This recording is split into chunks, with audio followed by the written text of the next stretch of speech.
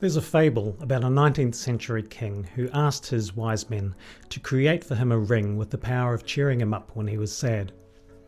After some deliberation, the wise men came back and presented the king with a ring with the simple inscription, "This too shall pass." The sentiment, of course, is that everything, whether it's good or bad, is temporary. The chapter of life that you're in at the moment, it will eventually end and a new chapter will begin. Your story is still being written, and you're the author. So the question is, what do you want your story to look like? Do you want it to be similar to everyone else's, or do you want it to be extraordinary? If we want a life that's different to everybody else's, then we're going to need to think differently to everybody else. Truly thinking different means that we need to examine some of the social norms and traditions that we always follow. It may mean challenging some of our beliefs, and depending on the belief, that can be quite a challenge. So, do you want to create an extraordinary story? I want to give you 2 things just to get you started. There's more details in the description. The first thing is to start looking at some of the limits or constraints we have with our own beliefs, and we can use this simple exercise.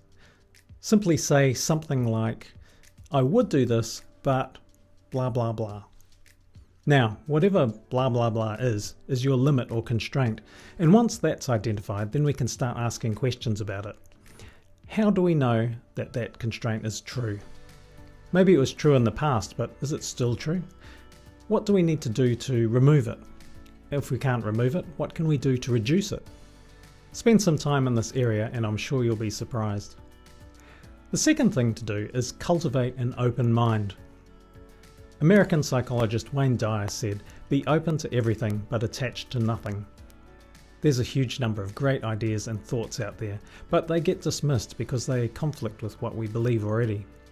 When the company Uber was first trying to get funding, they got many dismissals and rejections. People later admitted that some of them hadn't even read their proposal.